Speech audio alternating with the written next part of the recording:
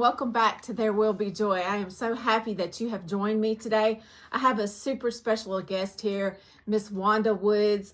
Wanda has a beautiful story that she's going to share with us that does involve some tragedy, but in the end, it's going to turn into something beautiful. She's had a lot of restoration in her life.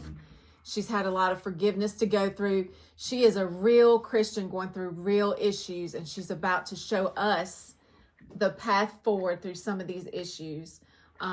Miss Wanda is a precious lady. She was married to her husband. How long were you married to AJ? We were married 41 years. Okay, so she's married 41 years. She's got beautiful children. Got 2 beautiful daughters and 3 grandkids. Okay, and even though this story is tragic, there is some good that is coming out of this. Yes. But Miss Wanda, the best way to explain to people what's going on is just give us a little bit of your history and what has taken place in your life to lead you to this testimony here today. Well, first of all, my husband was AJ Wood Jr., who they mostly all know by. He was employed at the Commerce Post Office, had been there for 28 years. He was shot and killed on August the 7th of 2021. Yeah, what a tragedy. Yeah, was unexpected. I'm just going to get right into it if you don't mind, and just go right ahead and just tell the vision. It was a Saturday morning. It was a day where he got called in. It's just a normal Saturday morning. Actually, we were still laying in bed, and the house phone rung, and it said Commerce Post Office. And I asked him, I said, "Do you want me to answer it?" And he says, "No." He says, "Okay, I'll check back with him in a few minutes." So he turned his cell phone on, and the sub that he worked, that was taking care of his route that day, had called and asked, could he come in to work because they were, somebody had called out and they were having to double up on the mail route that day. And he said, "Sure, I'll come in and work anyway. But I'm going to stop right there and go back for just one day before then. How God really had worked stuff out beforehand. He was going to retire in May of 2022. He was getting ready. We were getting plans to where I'm a stay-at-home mom. He was getting plans to where he would retire. So the night before this happened, we had refinanced our house and signed papers. Actually, we signed papers that night. I had my niece and my nephew and them to come over, and they had to be our person to sign with them. And we played cards, and we were just so happy, and we were looking forward, but for him retiring and stuff to where it would get, But that was our plans, and that's what God had led us to do. But you know what? God retired him a little early, but that's okay, because he was happy as a lark to go to work that Saturday morning. Usually, you know how places are. They were kind of rough and stuff like that. But he was happy as a lark to go to work that morning. And I said, "Okay, honey." I said, because a wife, as you always are, you always get up, make sure they're able to get their food to where they was, pack their lunches and stuff like that. That's what kind of wife I was. We went on, and I said, "Honey," I said, "the only thing I'm worried about is I don't have no breakfast to feed you." He said, "Don't worry about it." He said, "Just put some little extra Debbie snacks," which he liked his little Debbie snacks, in the lunch box. And he says, "I'll be okay." He always would get up and make coffee that morning. So that's one thing that I'm having hard times doing. But anyway, but he would always get up and make coffee. And so he got up and made his coffee and got ready. And I said, "Okay, I'll put it in." So then later on that morning, I went out, I gave him a kiss, and I said, "Have a good day. See you after a while." He said, "Okay." So later on that morning, I get a call from him, and I'm going like, "Okay." He says, our lady that's running our mail says she was having health problems. He says, "Can you come get her and take her home? She don't need to be driving." I said, "Sure, I'll do that." I said, "Let me get ready and I'll be there." So I went on, and then so I got there, and then went to pick her up.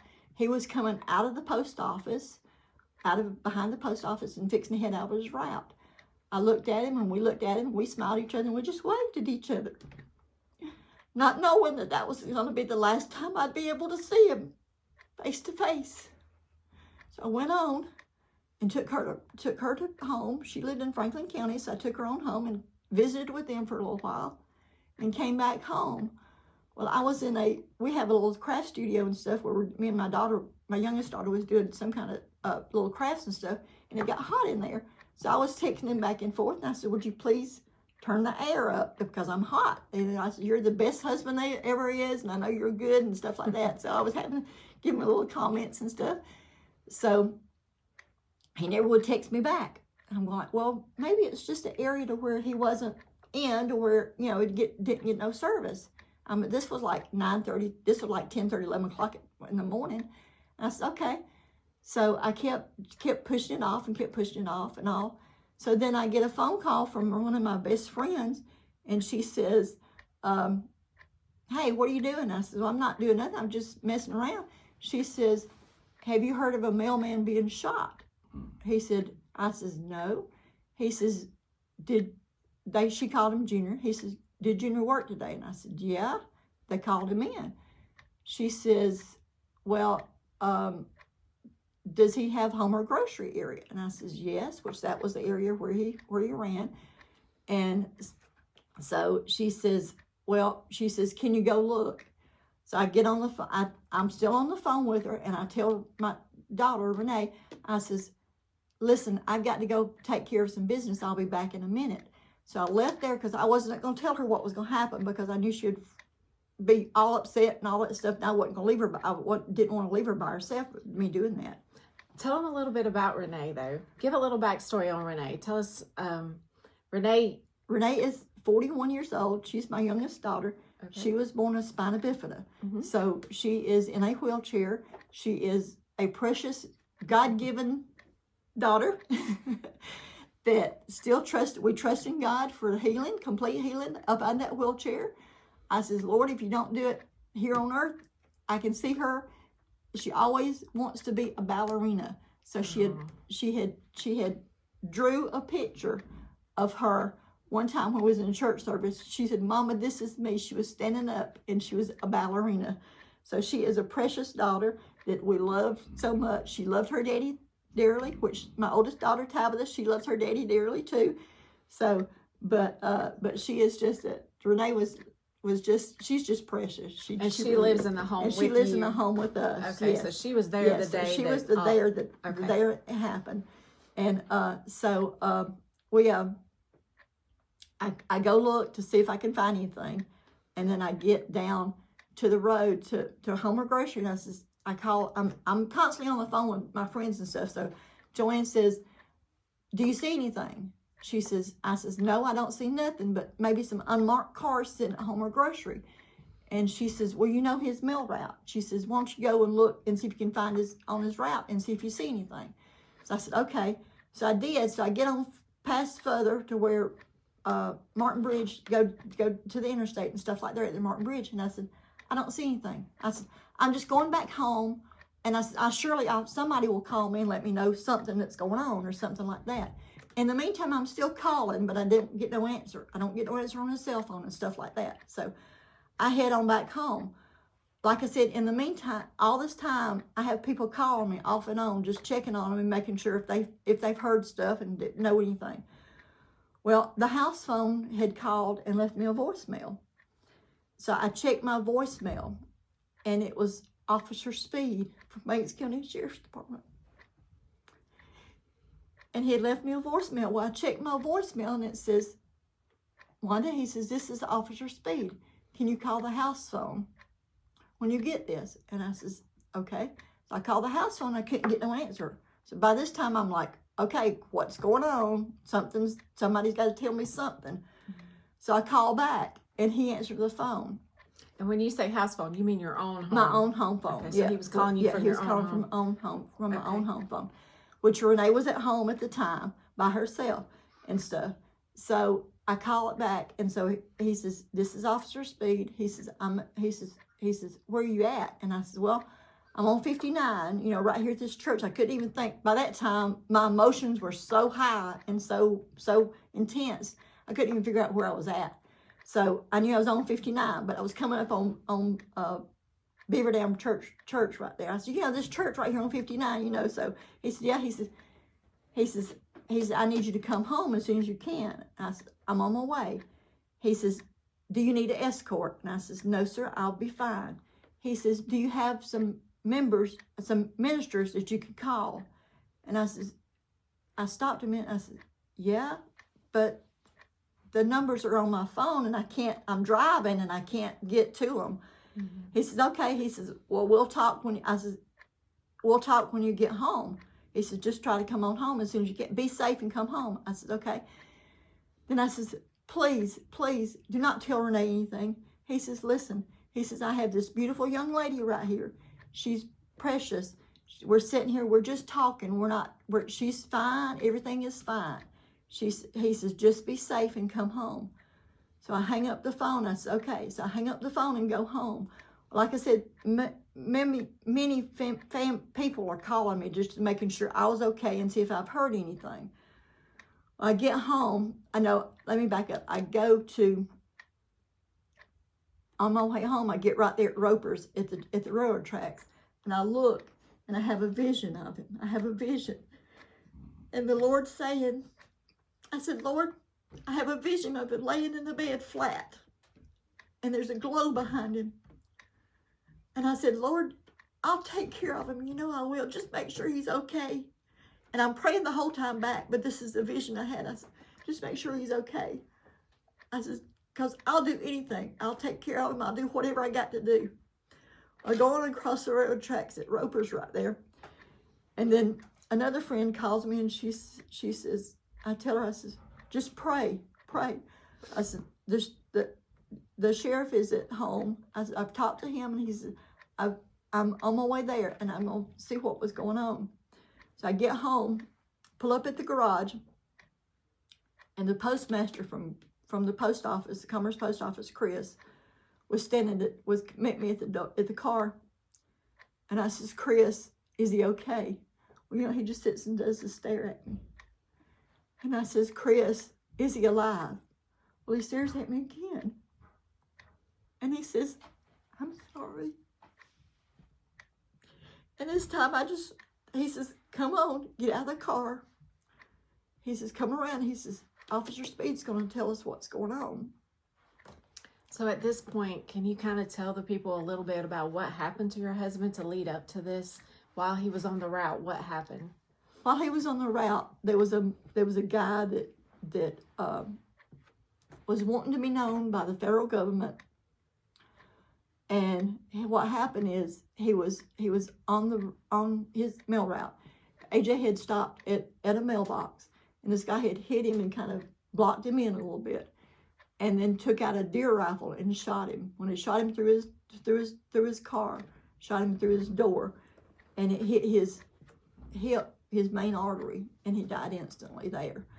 The guy was, like I said, wanting to be known by the federal government. He was watching for the mailman to come do his route that day. So it could have been AJ, it could have been the sub, it could have been anybody. But at this time, it was AJ what happened.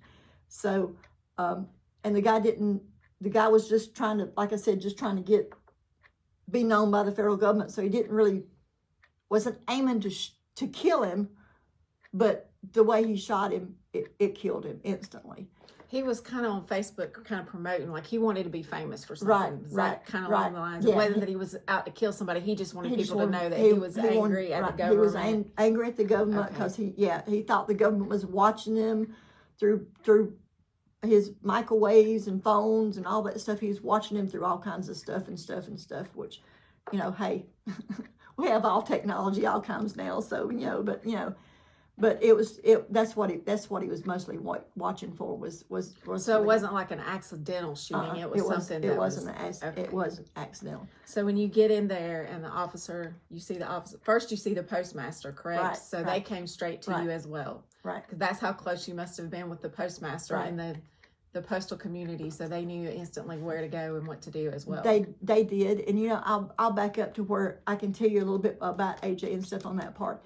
Every time that they had a dinner or anything at the post office that they prayed, they would make sure that he would pray there, because that's how close, how much the post office really thought about him, and how, how he was, how that person, he loved the Lord, and he didn't mind sharing the Lord, with anybody and stuff. That's the kind of person that he was. It was so y'all were just a huge extended family. So when this happened to him, they knew to come straight to you. Right. So it was a familiar face you got to see when you got out of the car, even though it was something very hurtful being said to you. Right. So what did the officer, after you got inside, what did the officers did they explain a little bit more about what was going on, or how did all that play out? A little bit. He did. He told him he had been shot, and he told me he had been shot and killed, that the guy was on the run, that the officers that they were keeping him updated on what all was going on, and they found him, and he had a shootout with the cops and stuff, and one of the cops had shot him in his shoulder, and didn't kill him, but shot him in the shoulder. So they took him took the guy that shot AJ Grogan, and took him to the hospital. Mm-hmm. And at the hospital there, of course, by it being a federal government person which AJ was, that all the postal inspectors had to be called in, because it was just a process that they had to go through and stuff and all. So they came in, and they had by that time all the postal people were there and stuff like that, inspectors and stuff like that had come from Atlanta. And then while the guy was in the hospital the guy that shot AJ, while he was in the hospital, that he kept asking the postal inspectors and the deputies and stuff there, is he alive? Is he alive? Well, they wouldn't tell him nothing. They wouldn't tell him that he had passed away. Mm-hmm. So then, and the guy that shot AJ didn't know that he had passed away until he got out of the hospital and went to jail. And that's when he got, what am I trying to say? Before the judge. Right. He got right before the judge. He said then he realized that they charged him with murder and stuff, and that's when they found out that he found out that he was passed away and stuff. So, but once Officer Speed got up there, I told him. Matter of fact, after he told me all this, I'll tell you, this is what I felt God was telling me. You're gonna be fine. You got this. Everything's gonna be fine. You're gonna be okay. Forgive the man and pray for him. You say, how? How can you do that? Well, you know what? I serve an awesome God. AJ served an awesome God. And without him, I'm nothing. I'm nothing. But with him, I can do all things through him. And I wouldn't be here today if it wasn't for him, I guarantee you. I mean, because with all the stuff that, how would you handle it? You know what I'm saying? I would be probably, I don't want to claim it, but I would probably be in a mental institution because, lots of anger, lots of hurt, lots of stuff. But, God can heal that, and he has. And for me to forgive the guy and pray for the guy, hey, I have had to tell my own kids and my grandkids, listen, this person that done this to your dad and done this to your grandfather, to your papa, he's just human like we are. He may have issues like we all do, but he's just human like we are. He was created by God. But let me tell you, we've got to forgive him, because if we don't, it's not on us. If we don't forgive him, we can't move forward. We can't go forward at all. So I want to stretch you just a little bit right here. So I know you are at the point where you can forgive him, but when you first heard those words, this is the person and this is what's happened, there had to have been a process that you and your family went through where you were like, whoa, wait a minute. God, what's going on here? And just give me a little bit of the honesty of what, like that very moment when it really, really hit you, whoa, this really isn't what I thought was going to happen here. And I know it must have taken some steps to get you to the point where you're just like, I've got to give it to God, because if I don't, it's gonna consume me. Oh yeah. Well, really and truly, I had to give it to God right off then, because it did. And this is what, let me tell you what, all the stuff I'll back up a little bit. All this stuff that has happened that day, I had people around me praying, and I could feel the prayers on my shoulders. I'm telling you, I could feel the prayers that was coming. I mean, people everywhere were praying. But what happened is when all those prayers did, I had to go through all this stuff, but I had no heaviness on my shoulders, none whatsoever. I could feel prayers from people everywhere. That day that it happened, I have a big long front porch. It was covered with people. Every time you turn around, there was people in and out of my house, in and out of my driveways and stuff. It's just God. It just shows you how much, it's just showing you how much God shows his love through people, that he puts his people together and stuff. And it's just awesome. Like I said, I had no heaviness. This happened on a Saturday. They had to take his body. I didn't get his body back till Tuesday and had his funeral on Wednesday or Thursday. But it's just how God has I had no heaviness on my shoulders. The Saturday, let me say this, the Saturday that it happened, the next day, the next Monday, which would have been a work day on Monday, I went to the post office that day, and I told all of them in there, I said, I felt like I need to come up here and tell y'all this. Listen to me. I says, first of all, I want to thank each and every one of y'all because of AJ and y'all and working here with him and the bondness that y'all post with him. That, listen, if you want to see him again, I know he's in heaven. I have no, because of the way he lived and what he believed. I know he's in heaven. But let me tell you, if you want to see him again, you got a choice. Jesus is coming back soon. He's coming back real soon. Amen. You've got to be ready.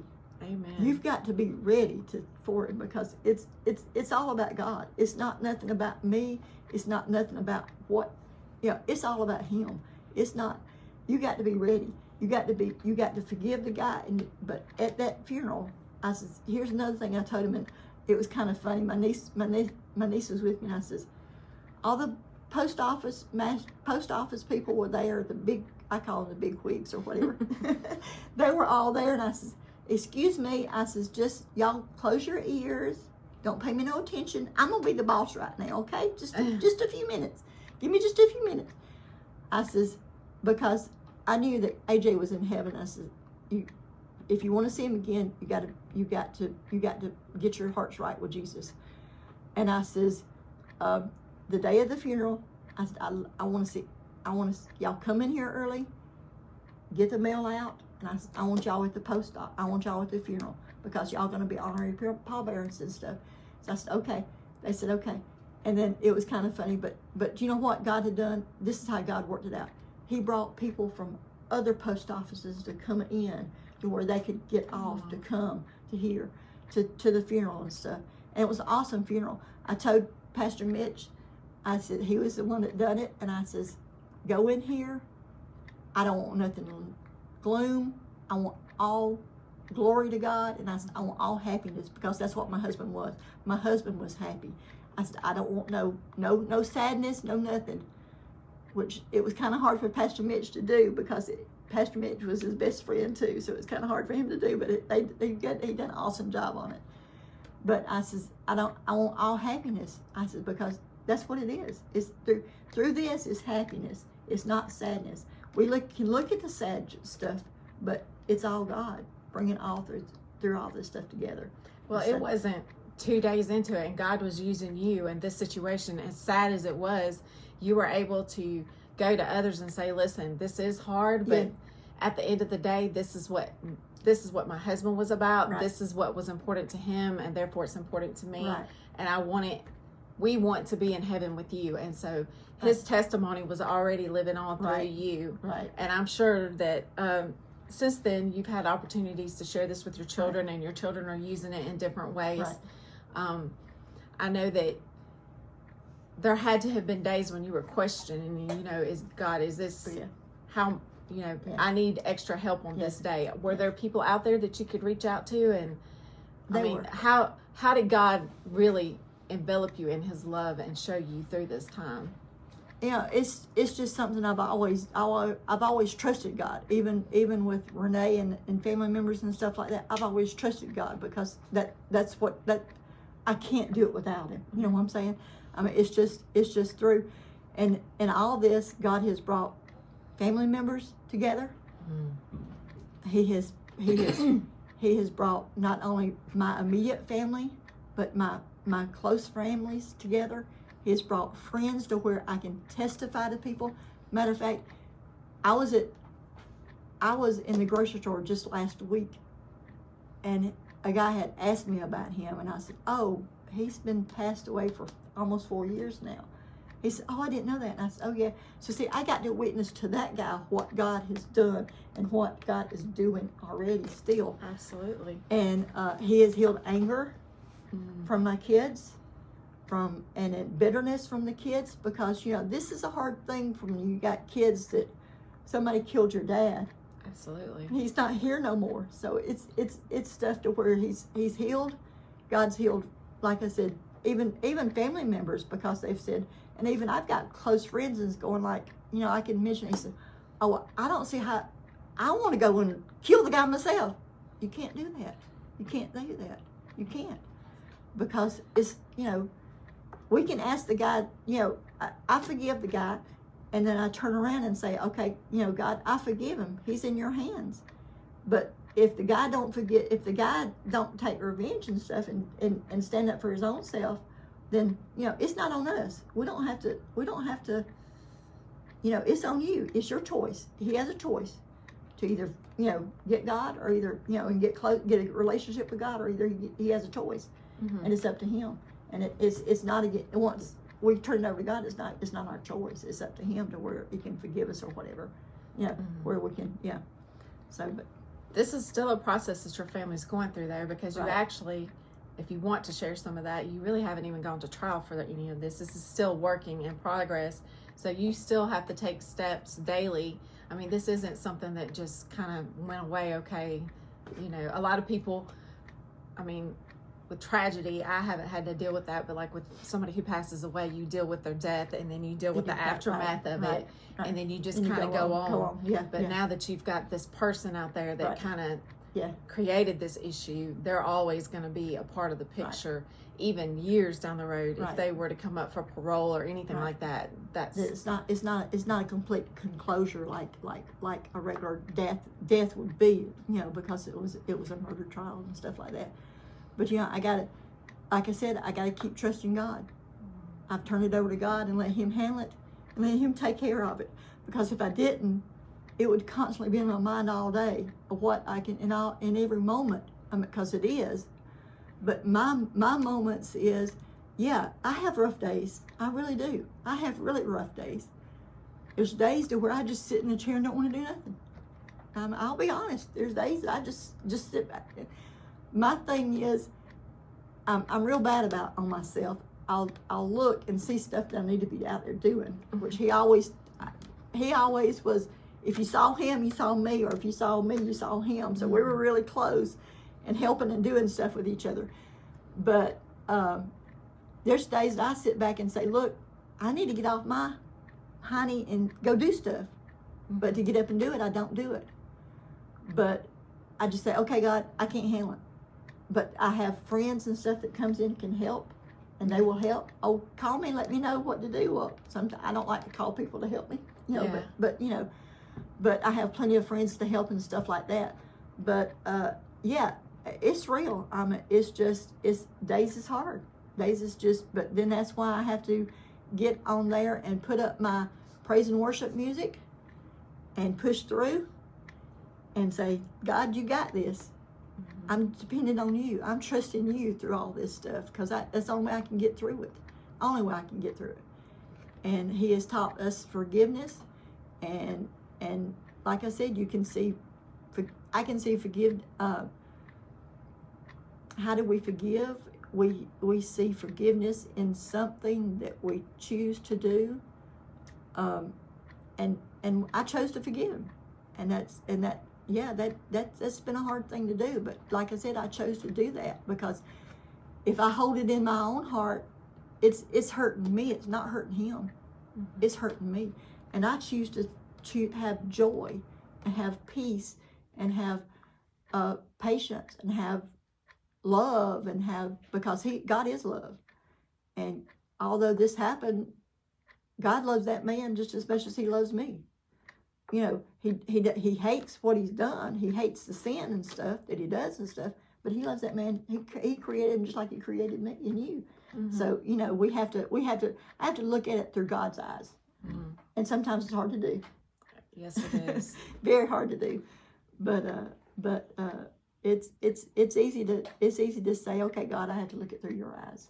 So on those days, like if there's somebody out there that's going through a day, like they're at home, they've had a situation, maybe a death or something's going on in their family, and they're just like, you know what, today I'm just gonna sit here. Sometimes when we just sit there, what are some good things that you could read or listen to? Or like if you were in that moment and you're like, I can't move, but I can read my Bible. Right. Or I can't process things today, but I'm going to listen to some music. Give us some good things that helped you through those times that really spurred you on as far as the Bible is. Because I'm similar to you. I get in those situations where I'm like, I don't know that I can, I'm not functioning today too well, but I can pick up my Bible and I can start reading it. And what's some things that God taught you through those moments? It's hard to do it.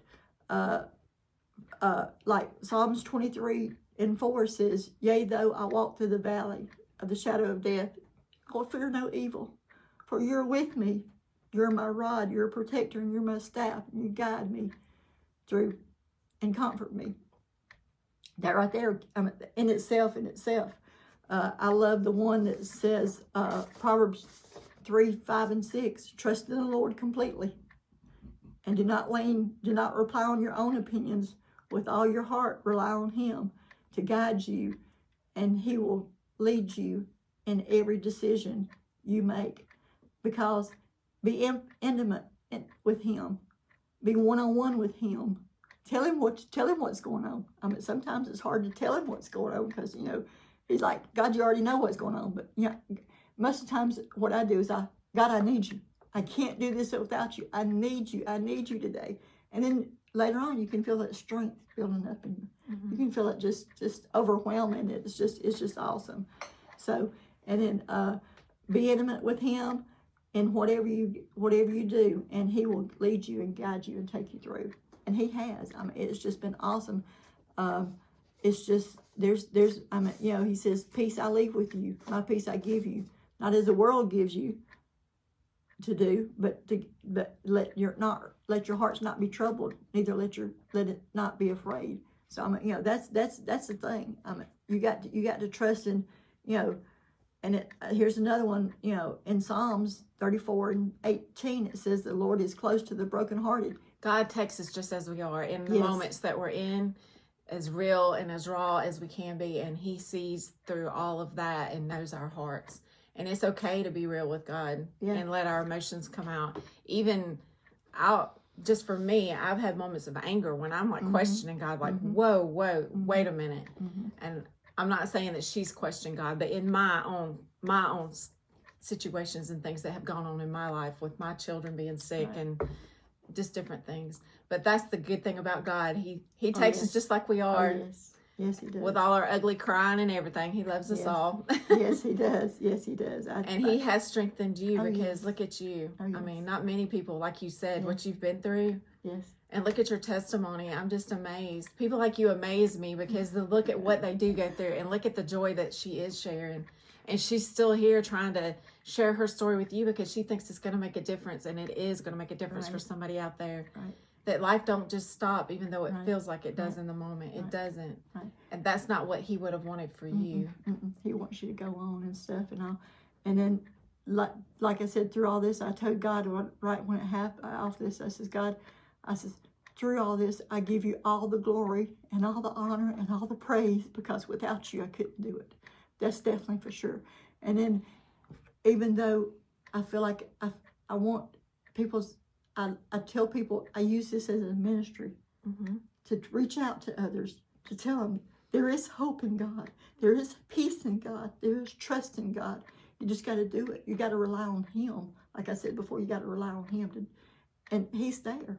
He's there. we just got to know that he's there and stuff. So it's been awesome. Yeah. Well, you're a wonderful Bible to read. Thank you. I'll tell you that. Because that smile right there says a lot. And for somebody who's been through what you've been through, you're definitely a good testimony, especially for somebody like me that really needed to hear that this morning. So thank you so much. Is there anybody out there that you just want to speak to personally on a personal level and just tell them, is there anything that you feel like that they really need to hear in this moment about moving forward with God and just fighting the good fight? Just keep your face and your focus on God. I mean, that's the only thing you can do. It's the only thing I can do. Keep focused on him and there's days that you don't feel like doing it. Yeah. But then, like I said, you got to regroup and say, okay, God, I need you and I need you now.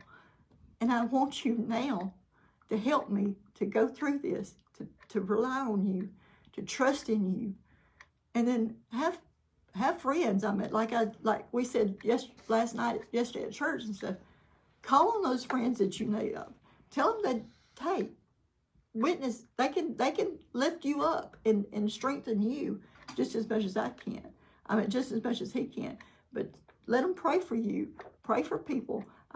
I'm open. If you need to touch me, if you need me, call me. I'm here. I'll pray with you. I'll lift you up. I'll tell you, yeah, God, come on, get up, let's go, come on, let's go. God's got things for us to do. We can't sit back and mar and stay in the place in where we're at. We've got stuff to do. God's not through with us yet. I'm still here. He's not through with me yet. So yeah, and I just use this for I use this for his glory and his honor and his praise, because like I said before, without him, I couldn't do it. I couldn't do it. I'm thankful for what he has done and what he's going to do, because I know the best is yet to come. It's just an open door here for me to do this and stuff. And like I said, I want to give everybody, I want to give God all the praise, because it's not me, it's him working in me and him working through me, because it's not me, because I couldn't do it. There's no way I could do it. Yeah. So I just give him all the praise and all the glory. And isn't that what it's all about? So thank you so much, Miss Wanda. You had a beautiful story. I loved hearing the story about your husband. I know that y'all had a wonderful love affair, and it shows, and it continues to show through your testimony and the way you continue to reach out there. And like she said, if you're out there and you need somebody to talk to, don't hesitate to reach out to anybody. Right. You can reach out to any of us here at One Hope Outreach Ministry. You can reach us through Facebook. You can reach us on our website. You can reach us by phone. Whatever you need to do, don't sit out there and think that you're all alone in this, because you are not. And God is always on our side. God is awesome. Yes, he is. Amen. And we'll see you next time here with There Will Be Joy. Thank you.